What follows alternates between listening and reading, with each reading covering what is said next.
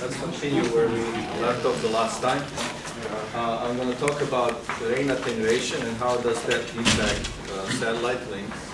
And we're going to finish the whole overall link budget analysis by looking at the uplink first, and then looking both of these links together. And you will see how you can actually combine the effects of the link budget requirements into one link budget that works for the entire communication link. So let's take a look at first rain attenuation. When it rains over some portion of the satellite path, two things happen. First thing that happens is there's an additional attenuation. Right, now the signal is not traveling only through the free space or through the air, but also travels through whatever is the depth of the rain. Now, so there's additional attenuation, and the second thing that happens when it rains, the background temperature, or what is seen by the satellite antenna, changes as well. Think about predominantly the link from the satellite to the ground, where you have a satellite antenna looking at the let's say sky, and when the sky is clear, the background radiation is relatively low. It's the radiation that is coming from the universe. But when it rains, what happens is there's a portion of the path where you have rain, which is of the temperature that is much higher than the temperature of the background. So therefore, the temperature of the sky now changes. And these two effects are not unrelated, they are related, and you will see that the effect of the temperature of the noise changes as a function of its overall attenuation. So how do we treat all of these things that I've mentioned analytically? Well, if you look at, let's first look at the downlink, the link from the satellite to the ground. The reception is on the ground, and we're looking at what is the equivalent system temperature in this case. Well, the equivalent system temperature consists of the TFE, which is the temperature of the front end. That includes your LNA, possibly waveguide, all the components that are at the front end of the receiver. I mean, there is also other components as we've seen down the chain, but their impact is minimized by the gain of the LNA. Now, there are two temperatures that are of the two big contributors to the overall system temperature. One is the ground, right? The ground is also a non-zero temperature, and even though it is not necessarily within the main beam of the antenna, it will reach the receiver through the side lobes. Antennas, as you probably know, they have the main beam, which is where the majority of the radiation and reception is coming from, but there are all of these side lobes where the antenna receives with a significantly smaller gain. However, the ground is right there, and even though it goes to the relatively small gain, the contribution from the ground is still there. That contribution is dependent on elevation of the satellite that you're talking to. The higher the elevation, less contribution of the ground, because you're more into the side lobes. The closer you get to the horizon, your main lobe gets closer to the ground, and some of the temperature from the ground will contribute to the overall noise. In your textbook, there is a chart that relates the elevation angle of the reception antenna to the overall noise temperature that you get from the ground. So this is the first component. The second component is the temperature of the sky, and this is essentially what is in the viewpoint of the main beam of the antenna. And on a like clean night sky that can be close to nothing, just some distant stars, but that goes from one end, and the other extreme is when you have the sun passes through the main beam that actually blocks your entire communication. These two jointly, we say that these two jointly we call TA, and this is as it is done in your book. T sky is the T universe plus the T of the atmosphere, and the T of the atmosphere essentially comes from the fact that you can treat the atmosphere as a losses, right? At some frequencies, depending on what the frequency is, you're gonna have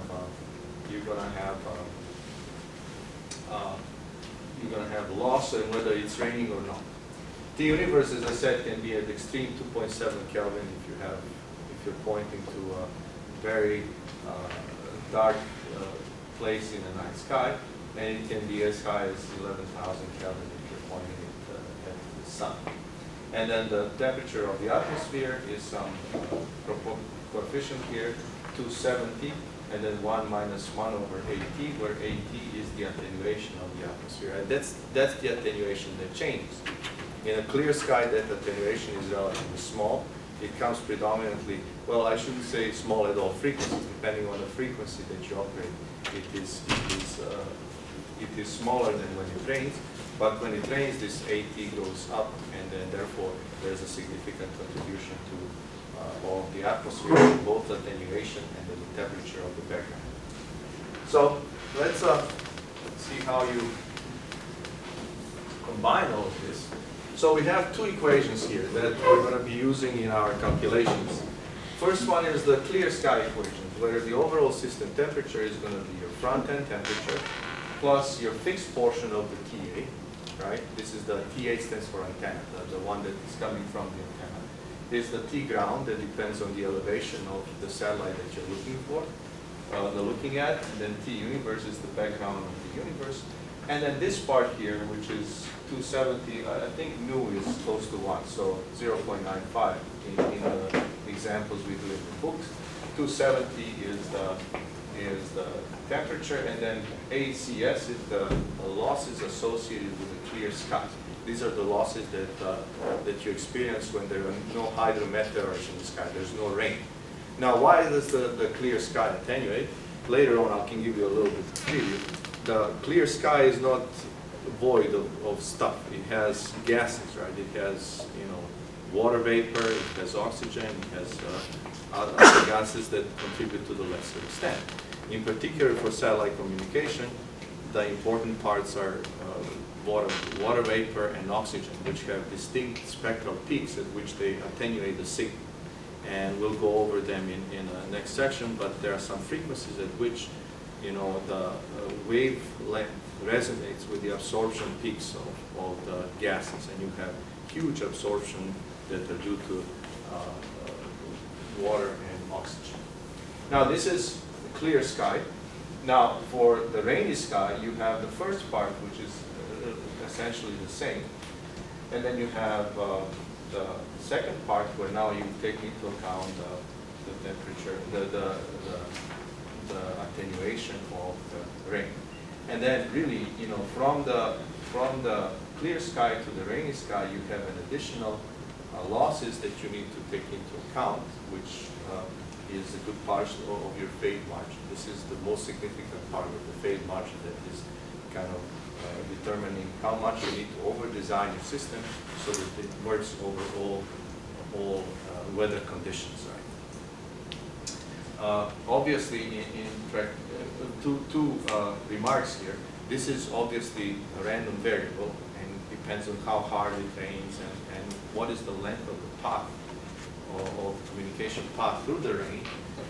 This number would vary, and we need to actually treat this statistically. And we'll see how you do that through some statistical historical data that tells you what is the typical range in a given area where the satellite is. But going back to my remarks from before, traditionally satellite systems are designed with this margin built in. So rain or shine, you have this many dBs in excess of the path loss that you can sustain. And if you don't have a rain, then your system is slightly over-designed. It is designed that when it rains the hardest, as far as what you took into account during the design, the link still closes. Right? And we'll go through some examples later that show you how does this factor in our calculations. Okay. So we've talked about downlink power budget. That's the power budget from the satellite to the ground. Now let's spend a couple of words talking about the uplink budget. As far as budget is concerned, nothing is new here. We have to just be meticulous and make sure that we account for all the gains and losses along the way. You have you have two kind of scenarios here. If you're that I outlined here, you can be talking to a fixed satellite, presumably geostationary satellite, from one fixed location on the ground. In which case, you kind of design your link budget. It's easier to do, and here you have, usually ground station with a larger dish with more power and so on. So this link is usually easier to do than the other link, right? Because if you need more power, you just get a bigger antenna, or you put more power, or do whatever is necessary to close the link. The problems exist when you're talking to lower orbit satellites and when you're talking from the mobile platforms. The low orbit satellites, talking to low orbit satellites, assumes that you have some sort of transmitting to the satellite even though it's moving across the sky. There are two ways to accomplish that. You can track the satellite, or you can actually transmit using Omni antenna if the satellite is low enough that it can pick up the signal. And we have both of these implemented. If you look at like typically marine applications and satellite on the move applications where you have dishes on the mobile vehicles, they have dish that you are able to point and that will track the satellite. But if you're trying to talk to a satellite phone, being able to track, it's not an easy task. So you have essentially an antenna that radiates, and hopefully the satellite is within the proximity of that phone, and it will pick up the signal.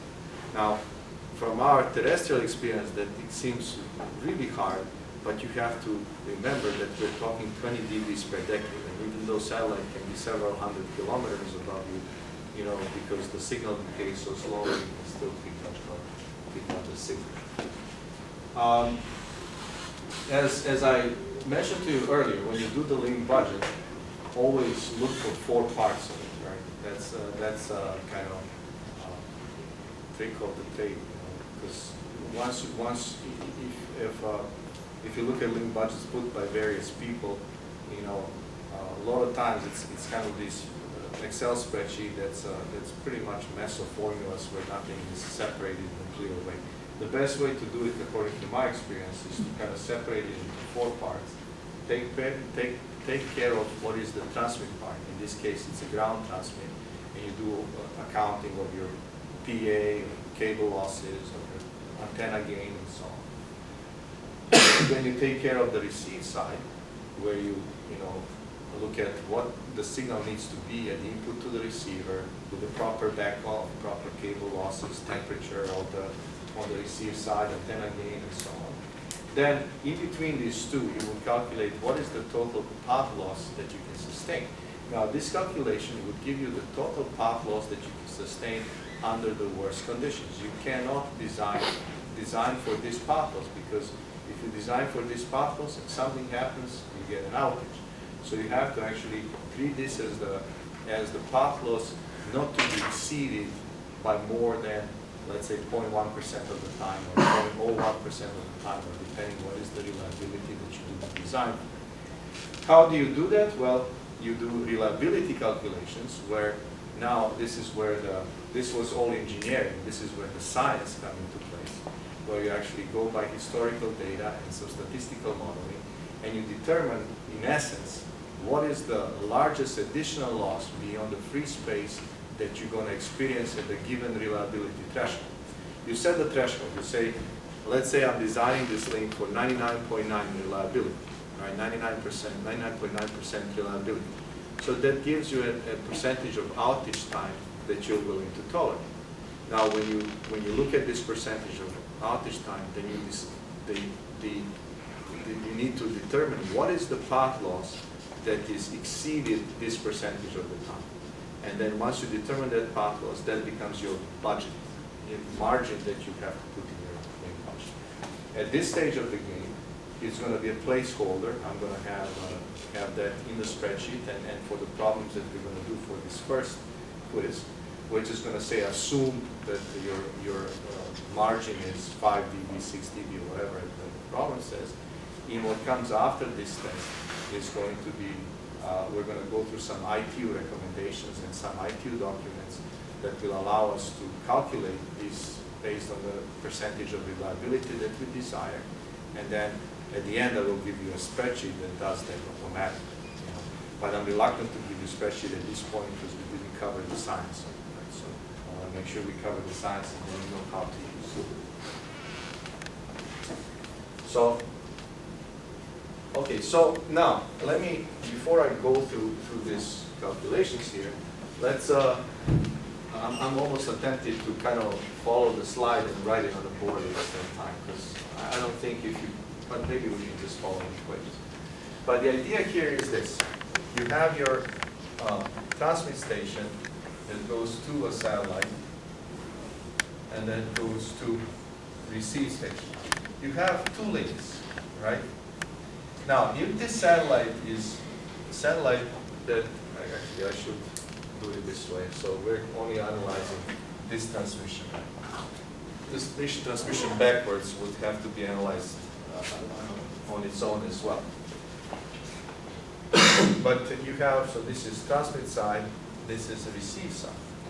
If your satellite is regenerative satellite that takes the signal that it receives, demodulates, decodes, and then encodes and modulates again, and then you have two separate links, right? You design for this one to meet performance, and then you design for this one to meet performance, and they can be done independently, right? They don't depend on one another. But in most cases, this is a band pipe, which means that the signal that comes in here is simply amplified and resent to the transmit antenna. So if you think about what happens, there is a signal here, but there is also noise that comes in on the uplink. Both of these guys are going to be amplified and sent down. So what is sent here is amplified signal, but also amplified noise, right? So then both of them will decay, and then here you have another noise. So you have two sources of noise. You have the noise at this receiver here, and noise at this receiver, and they're adding, you know, at the end receiver point, right? Where the signal, there's only one signal that gets amplified along the way. So your overall performance is going to depend on your signal-to-noise ratio at this point, the signal-to-noise ratio at this point. And you can see intuitively, if my signal-to-noise ratio is very poor at this point, nothing I do at a satellite can improve that, right? You are handed 3 dB. If you amplify it by, you know, let's say 40 dBs, you have, you know, still 3 dB signal-to-noise ratio at best, right? At the worst, you may, this amplification here on its own may degrade the signal-to-noise ratio due to noises internal to the satellite and nonlinear distortion internal to the satellite. So the signal-to-noise ratio at this point is going to depend on both signal-to-noise ratio on the uplink and signal-to-noise ratio on the down. And what you have on these two slides here is kind of carefully walking this path and determining how this dependence is. So we're going to end up with a nice formula that will help us treat both links simultaneously. So here's what I have identified. This point here is point 1. That's the point at the reception of the satellite. And this point here is the point 2, which is the reception on the ground station that you're talking to on a down. If you look at the C, just a quick remark here. How do you say that? There is a C to N and there is S to N, right? C to N stands for carrier to noise ratio. And it's essentially ratio of the signal power to the noise power at the carrier frequency, right? That's the one that is, let's say if this is a C-band satellite, at 6 gigahertz or at 4 gigahertz, right? Remember we had super heterodyne receiver, and you can define the ratio of the signal to noise at various points. Proper way to call the signal to noise ratio at the RF frequency is carrier to noise. And if you have interference, then it will be carrier to noise plus interference ratio.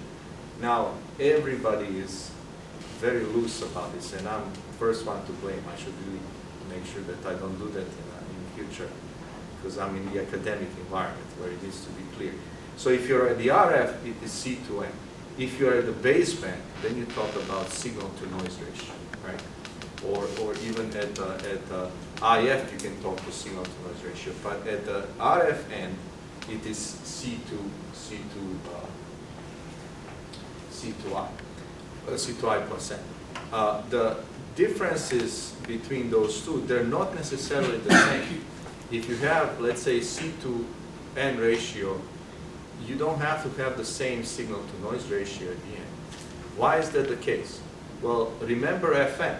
If you had C to I of, let's say, I don't know, let's give it an example, let's say 15, and your FM processing gain was another 15, then your signal to noise ratio at the baseband can be 30 dB, even though your C to I is 15. This is very common in communication system. Let me give you another example. Let's say ultimate result of the communication is the voice signal. For the voice signal to sound to our ear with acceptable quality, you need to have 35 dB signal to noise ratio. So what is presented to my ear has to be at least with a signal to noise ratio better than 35 dB. The same 35 dB will translate into different carrier to interference ratio depending what is the technology that you use for the reception. And we know some of these technologies. Let's say if you use GSM, what should be C2N? Do you remember? Or C2I plus N? It needs to be around 12 dB, right? 12 dB. So the processing that happens in the receiver will take this 12 dB and through, error control coding, through spreading, interleaving, all of this processing that happens to the receiver, deliver signal to noise ratio of 35 dB to your ear. So, and then depending how powerful is this technology in the middle, you can strive to reduction of the C2N or C2I plus N requirement to provide you the same S2N. So that's the difference between the two. Of course, when I sit down and do slides, I make sure that I do it properly. So here, everything is expressed at a RF. It is expressed in C to N ratio. So the C to N ratio at this point here, first, what is the power of the carrier at the receiver? It is whatever is the transmit power of the carrier, which is this CTX, the EIRP that goes from this antenna, divided by the path loss on the first link, on the up. The noise at the satellite reception is going to be KT system 1 times the effective bandwidth of the transponder. And this is the bandwidth determined by your channel selection filter, the one that isolates your signal. The system 1 temperature consists of the front-end temperature of the satellite receiver plus the temperature of the background. Now, when it comes to uplink, regardless of whether there's a rain on the uplink or there is no rain, the background for the uplink antenna is hot earth, right? So in the earth is approximately, for our modeling here, we assume 270 degrees Kelvin, right? So I don't know if I mentioned it earlier, but the rain does not impact the temperature of the uplink, just impact as an additional path loss to the uplink. So that's what happens in the transponder. Now, transponder will amplify this signal, but it will also amplify noise. So what leaves the transponder is going to be carrier power from the transmitter on the ground divided by the losses of the uplink times the gain of the transponder. The noise that leaves transponder is going to be K system temperature of the transponder receiver times the effective bandwidth times the gain of the transponder itself. So by virtue that the gain amplifies both the carrier and the noise, your carrier to noise ratio does not change with this transponder, or at least it will never improve. It can possibly decrease, and I'll go over an example a little bit later. So now we moved all of our transmission here, and now we're looking the second link. Carrier 2, which is the carrier at the receive side, is going to be whatever is the carrier 1 transmit divided by L2, which is carrier transmit on the ground, times the gain 1, which is the gain of the transponder divided by L1 and L2, right? Because the total loss of propagation are those both links. The noise at this point here is going to be whatever is the noise that was transmitted from the transponder divided by L2, which is, you know, the same noise that reached here now goes to this attenuation, plus K system temperature of the receiver on the other side times the effective bandwidth of your transmission, right? So now, if you form C2 overall, which is going to be your carrier to noise at the reception, is going to be your carrier power, which is your, look at where the mouse ends up. Right? So it's going to be your carrier transmission on the ground times the gain of the transponder divided by the overall loss, L1 times L2, the noise that left the transponder divided by L2, and the noise that is picked up by the receiver on the ground. And now we do some manipulations here. We divide both of these terms by this stuff, by whatever is on the top, right? And then you say, okay, well, let me look at what is happening here. I have CTX divided by L1, that's here. And then, let me see, what did I, gains cancel here. And then I have KT system 1 times Bn. And then I have this one here for the, just a simple math. So once you put it in this form, then you end up with this beautiful equation here that tells you that when you calculate the overall carrier to noise ratio, it is 1 over inverse of the carrier to noise in the first link plus carrier to noise in the second link. Now this can be generalized, you know, and you can say the overall on the multi-hop links, the overall C2N will be, what would this be called? Harmonic average of the C2Ns. But rarely do you have this case. You know, usually it's a single hop to satellite and back. You can, you know, you can run into systems that have multiple hops, and then you would deploy this equation. But most of the time you have a single, you have two links, and this is how the overall C2N can be calculated. For us, because we are electrical engineer, this is as if you have two resistors in parallel, right? So the overall resistance is 1 over first one plus 1 over the second. All the quantities here are in linear domain. Make sure that you understand that. You've seen that I've divided the losses and everything. So if you have C2Ns, as you're usually going to have them in dBs, you have to bring them back and then do calculations and then bring them back to dB. Now, some things worth remembering. If you have two C2N values which are equal, what happens when you have two resistors that are equal and in parallel? What's the equivalent resistance? It's half of each one of them. So just like in this case, if you have C2N that are equal, the overall C2N is going to be half of each one of them individually, or it's going to be 3 dB down. So if I have 10 dB on uplink and 10 dB on the downlink, then the overall one is going to be 7 dB. Right? That's an easy check, right? And just as I always tell you, these are not some remarks that just, oh, okay, fine. These are the things that you should pay the closest attention, because they will allow you to check your work, right? That will allow you to catch the mistakes. If you have two C2N that are different by more than 10 dB, then really what happens if you have two resistors that are different orders of magnitude, the resistance of the parallel one is essentially the resistance of a smaller one, right? Smaller. So if you have here that C2N differ by 10 dB, so let's say one of them is 10 and the other one is 20, the overall is 0.4 dB below the lower. So essentially the lower, right? If one is 20 and the other one is 10, the overall one is 9.6, right? And if they differ more than 20 dB, forget about the one that is high. It is determined by the lower. The difference is smaller than a fraction of a dB, small fraction of a dB. So this will allow you to kind of check what if the result that you end up with at the end makes sense. Any questions here? One thing that is not necessarily related to the Uplink budget, but it's important for you to know.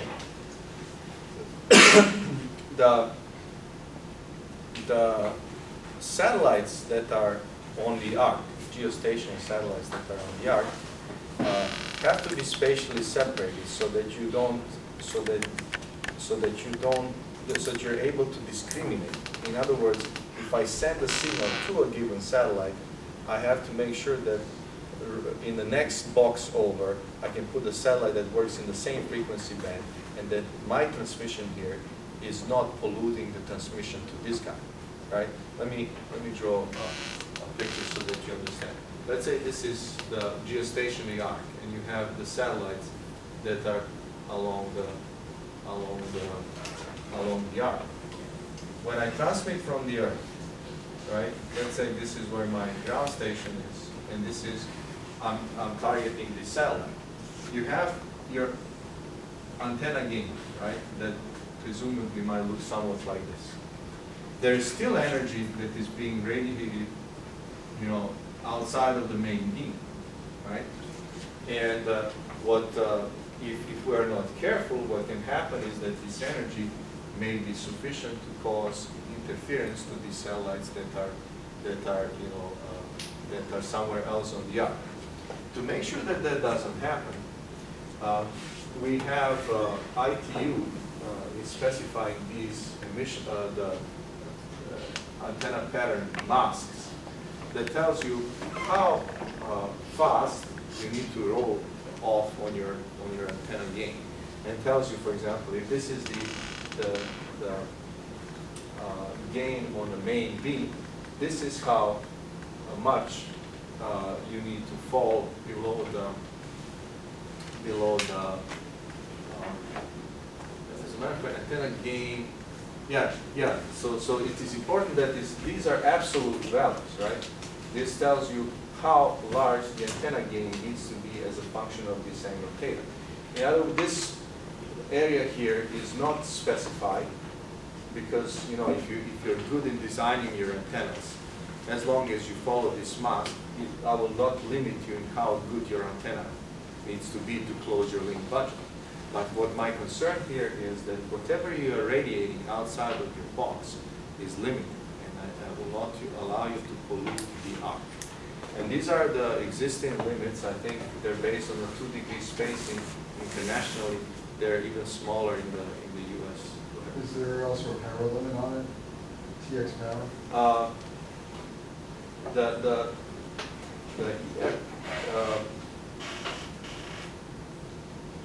I think I don't know.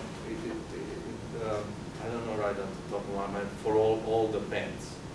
There might be. It makes sense that there is, but I'm not absolutely sure. Maybe it goes per frequency band. I'm sure at a given band you have emission limits. But let me check that. Be aware of these things. And this will allow you to calculate, you know, what is the interference that you may experience from the adjacent operation. Now, it's 2 degrees internationally. There is always pressure to make it smaller, so that means it will lead to narrower and narrower beams and higher quality antennas because we are running out of the space on the arc. Right? We are running out of these boxes where you can place the satellites.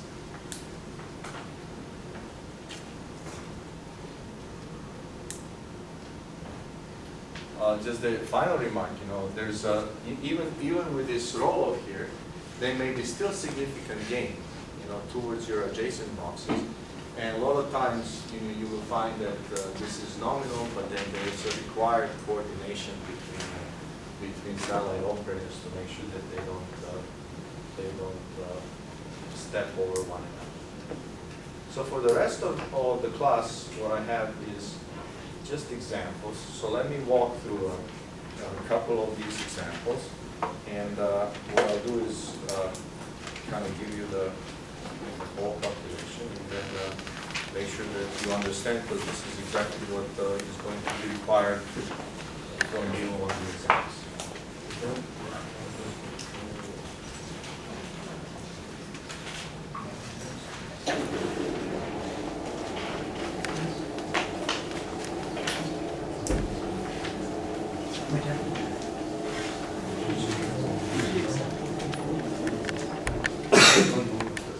So here's the first example. This is example 451.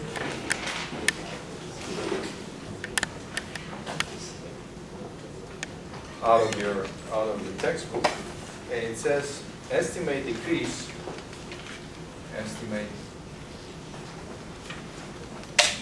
in carrier to noise ratio at the receiver if the atmospheric losses due to rain increase 3 dB. So rain losses increase by 3 dB. So you have, in other words, you have a clear sky and then it starts raining, and all of a sudden your losses are 3 dBs large. And then given the clear sky loss is 0.4 dB, and other T system of the clear sky is 145 kelvins, and assume eta, that's then coupling efficiency of 0.95. So how do we approach this? Well, let's first calculate let's first consider a clear sky. In a clear sky system, temperature of the clear sky is going to be temperature of your receiver front end plus the fixed part, which is that PA, and plus eta 1 minus 1 over attenuation of the clear sky. Right? We're given this temperature here, and we're given the attenuation of the free sky, so we can use that to calculate what is this fixed part of the overall temperature. So from here, I can say T of the front end plus the antenna temperature. This one is coming from the ground radiation, and the background radiation from the sky is going to be, or whatever is the clear sky temperature, minus eta 1 minus 1 over yes. And in our case, this becomes 145 Kelvin minus 0.95 divided by 1 minus 1 over 10 to the 0.04. Right? Why is there 10 to the 0.04? Because I'm converting from the dB to the linking, so it's 10 to the 0.1 time whatever the loss is. And when you do the calculations, or when I do the calculations, I should always say that, because that doesn't guarantee that these numbers are correct. I always invite you to double check them. So I ended up with 123.82 Kelvin. So that's the fixed part of your temperature that will not change. That takes into account the front end of the receiver and the temperature that comes to the antenna. Now, if you look at the rainy sky, why is this 2? Should be 1. Now, the rainy sky, you're going to have T system when it's raining is going to be T FE plus the antenna plus eta 1 minus 1 over the attenuation of the sky. In our case, the system in rain becomes this 123.2 Kelvin plus 0.95, 1 minus 1 over 10 to the, now it goes by 3 dB, so it's going to be, the way I calculated here is I assumed it goes to 3 dB, increases to 3 dB, so increases to 3 dB, not by 2, 3 dB. And one thing that Sir, that number should 70 here, right? Is that what I was missing? Yes. So here, 0. Right. The there is a 270 here No. and 270 here. So No, it's- now it should work right. So when I calculated this, this ends up with the temperature grows to be 252.07 Kelvin. So your delta of C2N is going to be, because the signal does not change, what changes here is the noise, and noise is directly proportional to the system's temperature. So really the change in your signal to noise ratio is the same as the change in the noise, which is 10 log of the ratio to the temperatures, 252.07 divided by 145. And when you calculate this, this is 2.4 dB. So as a result, when it rains, the temperature, the noise increases, and the decrease in the signal to noise ratio is going to be 2.4 dB. If you want to accommodate for this rain, you have to design your link so that when it experiences this additional loss of 2.4 dB, it is still, received signal is still above the sensitivity of the receiver, and there will be no problems in demodulating and receiving the signal either error-free or oh, sorry. What am I saying? You see, I talk too much and I'm not careful, right? Forget about it. Let me, so delta C2N is going to be, consist of two parts. C and N. All right, delta C, signal decreases.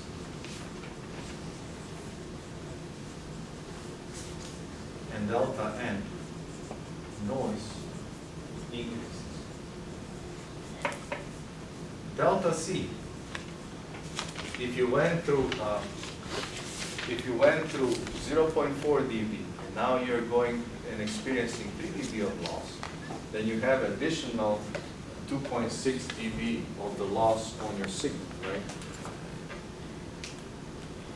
This is all.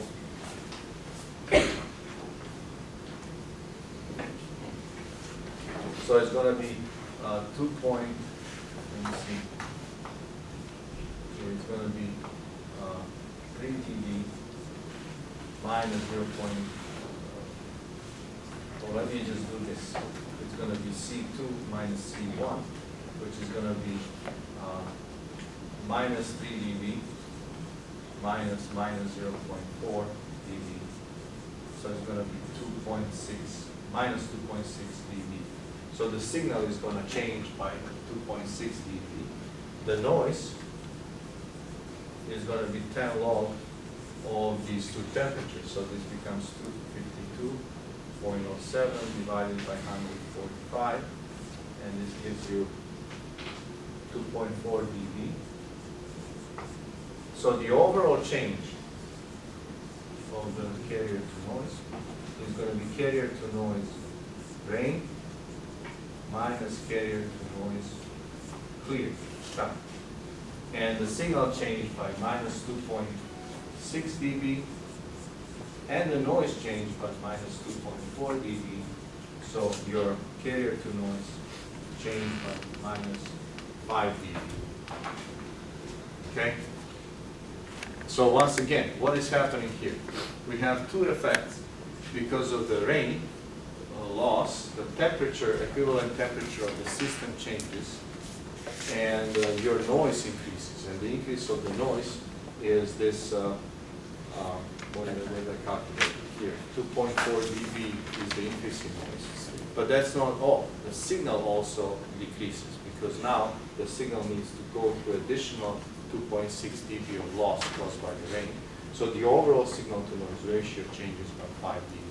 And if you are to design for this link, you have to accommodate for this extra loss, so that the link still holds when this loss is experienced. So let me go through another example that talks about the design end-to-end. So this is example 4.6.1 from your textbook. It says, consider a transponder or satellite that operates in KU band. KU band is 11 or 1114 or 1214, however. I'll call it that. The transponder has a gain, so the gain of the transponder is 127 dB. And the saturation output power, so PTX, is maximum, is equal to 5 watt. The received gain on axis, so gain, how do I distinguish between these two? How do I call, when I talk about this gain, I have a symbol GXP, which is the gain of the transponder, the amplification gain, not the gain of the antenna. Gain of the antenna is going to be GTX and GRX. GRX on the axis is 26 dB. Calculate the output power for the uplink transmission that gives 1 watt at the transmitter output. So I guess PTX, so that let me actually do this. What I'm going to do is draw a little diagram here indicating all the elements of the system so that you know what we're talking about.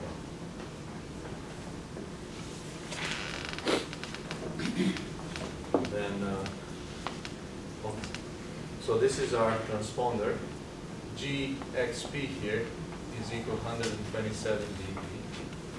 We have that the PTX at this point is going to be equal to 1 watt. The gain on axis here, GRX, is going to be 26 dB. So that's the gain in the main beam of the antenna. Now, we have that we are required to calculate this PTX. We are knowing that this gain, loss of the waveguide at this point is going to be 1.5 dB. The gain of this antenna is going to be 50 dB. And we're operating frequency is 14 gigahertz. And we're saying that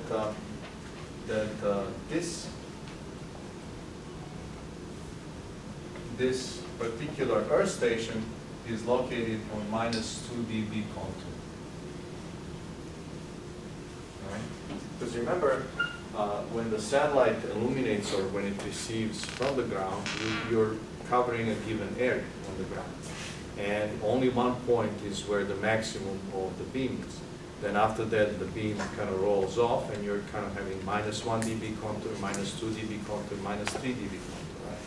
So you can, if you're servicing larger areas, then you actually design your link for the outmost area, right? Make sure that even when you're at the edge of the coverage area, you can still close the link with a given reliability. The clear sky loss, so we have here loss of the sky. Clear sky of 0.5 dB. Earth station is on the -2 dB contour. If the link needs to be able to sustain rain attenuation, so let me put here additional attenuation by rain equal to 7 dB. Determine the maximum power of the earth station. Determine the, I guess, minimum power of the earth station transmitter. So we need to determine what this power is. Right? So in other words, we have to dimension this so that this transponder works out properly. The transponder has a gain, but that gain is also limited by how much the output power of the transponder is. What does that mean? That means that if the signal here is I guess, strong, then you need to back off this gain, not to saturate the output of the PA, right? You have to make sure that what you deliver here is either not too weak, because if it's too weak, then you cannot utilize the entire power of the transponder amplifier, but also you have to make sure it's not too strong, because in that case you have to just back off the gain, because all of these gains are variable, so that you don't saturate the output power of your transponder. So how do we approach this problem? Let me just go step by step and kind of introduce some of the things, and as I introduce some of them will warrant some additional explanation. So the first thing that I need to answer is, what is the received power that needs to be presented to the transponder? How much of that power do you need to have at that point? So what is that? Power of the receiver. The received power is going to be whatever is the transmit power of the transponder in saturation minus the gain of the transponder, right?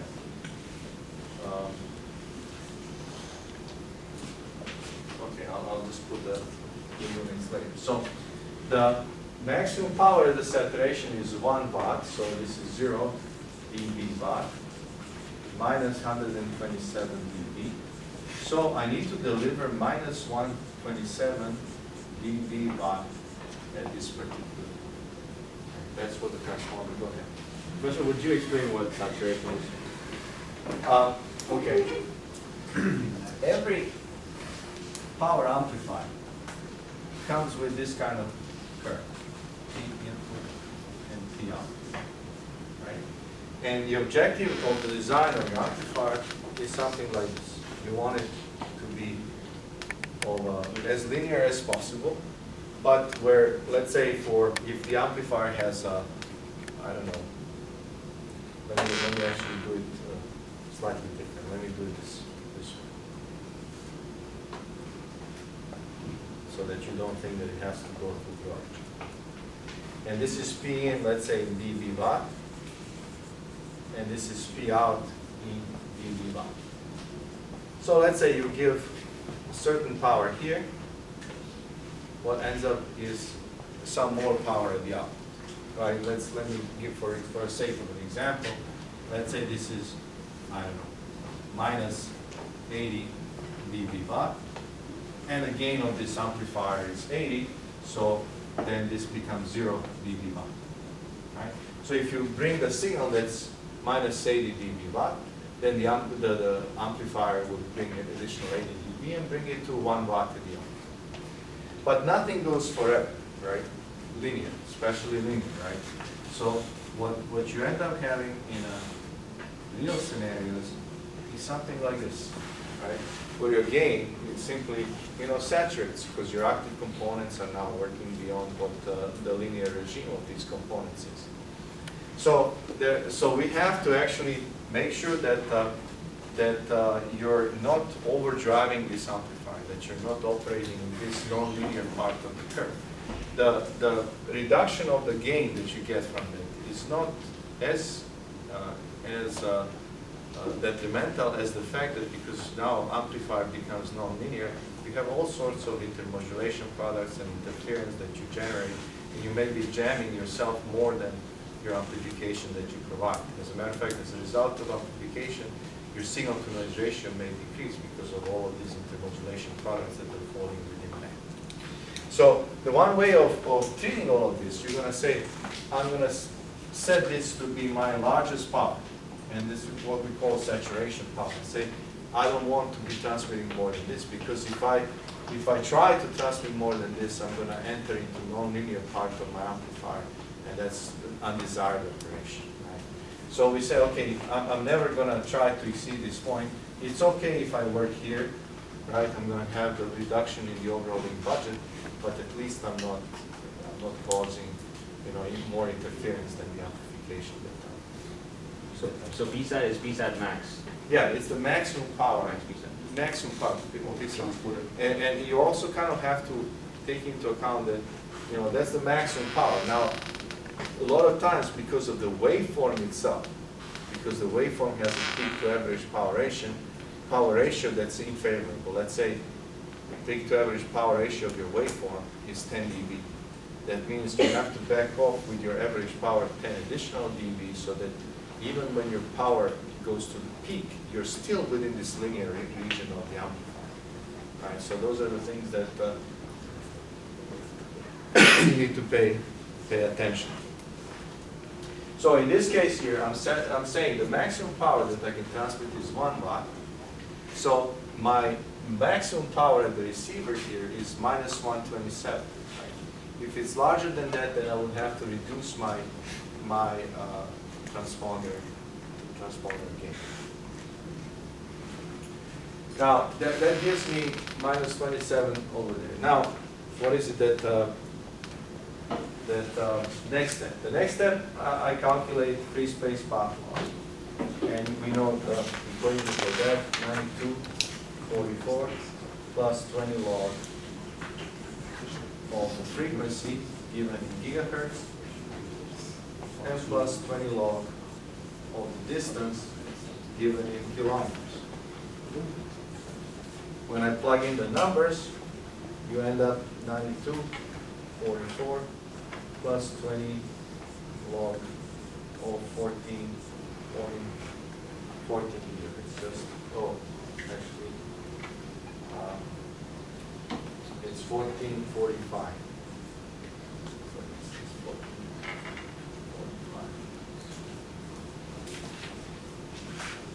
Plus 20 log of 36,000 kilometers. So this ends up being 207.3 dB. 207 dB of pop loss, huge pop loss that we're over. So now, we do the link budget. We say, okay, the PT, that's the, now I'm calculating really the ERP at this point here. So I'm going to say PT minus this cable loss of 1.5 dB, which is the loss of this wave type, plus the gain of the transmit antenna, which is 50 dB, minus 0.5 dB for clear sky losses, this guy here, minus free space power loss, which is 207.3 dB, and then plus 26 minus 2, which is the antenna gain on the transformer. So you're talking the conductive power delivered to the waveguide, minus the loss of the waveguide, plus the gain of the antenna, minus the losses associated with the free sky, minus the free space path loss, and plus the gain of the receive antenna. But because I'm not in the main beam, I'm on a minus 2 dB contour, the gain is actually 24 of the maximum gain that I have. And this needs to be equal to minus 127 dB bump. Right? And then from here, it's trivial to calculate the PT in dB watt ends up being 8.3 dB watt, which is same as 7 watts. So that's the power that I need to transmit. Now, what happens if I transmit more? What happens there? Saturate their Yeah, so you cannot transmit more than this, even though you may be attempted, because what will happen is the power here will be larger than 127, minus 127, and this will drive this amplifier beyond its saturation point, essentially giving you very little gain but a lot of interference. So this is what happens when you're operating in a clear sky. Now, what happens? What would we need to transmit when there is rain? Well, what rain will do, it will add an additional 7 dB to the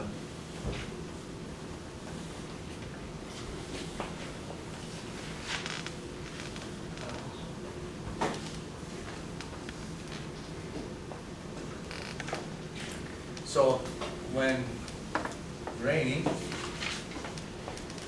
there's an additional loss of 7 dB, additional loss.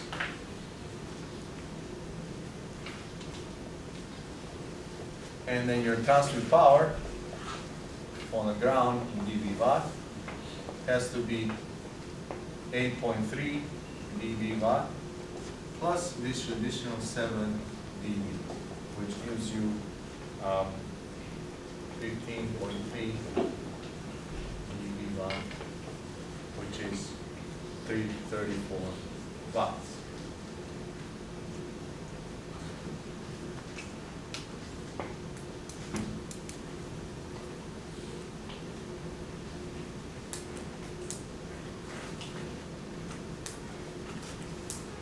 Okay.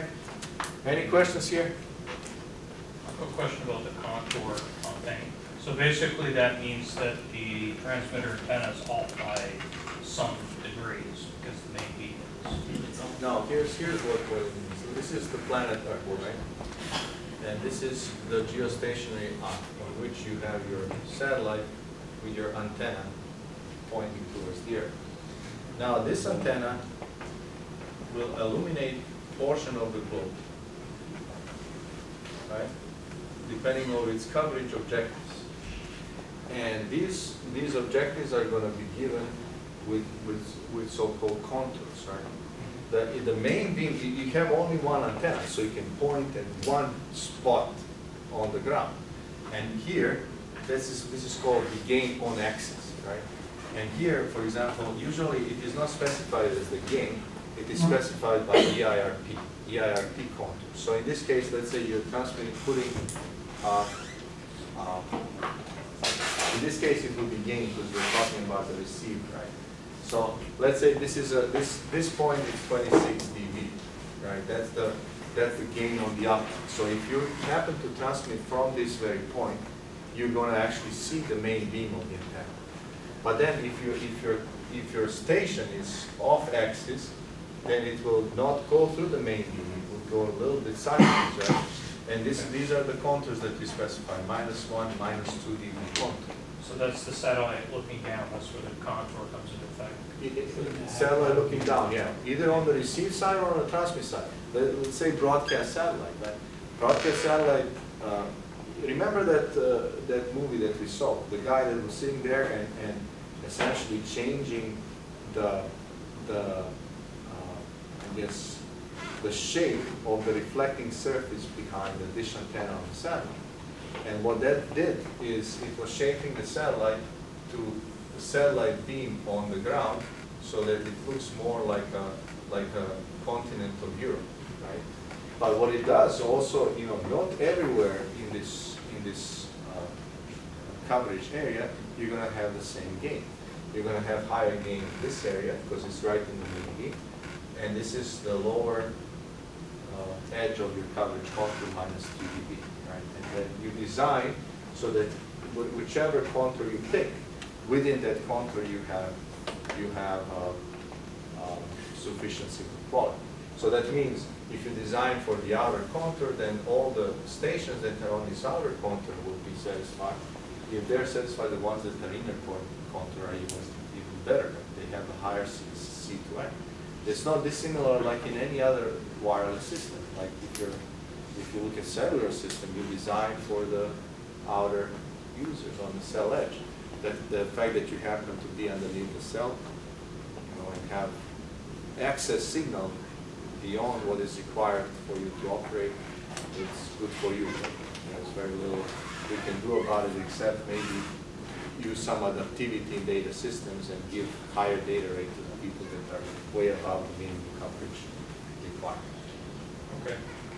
So the next question. You have a PTX max of 5 watts. So is that for another station that you haven't drawn yet? No. This is what I was.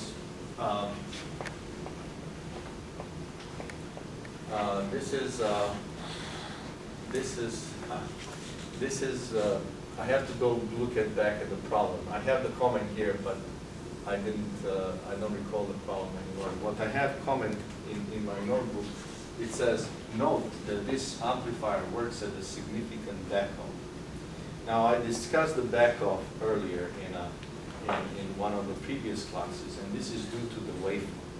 If you have waveforms that are what is called constant envelope waveforms, like QPSK or BPSK, or that means that the average power does not change.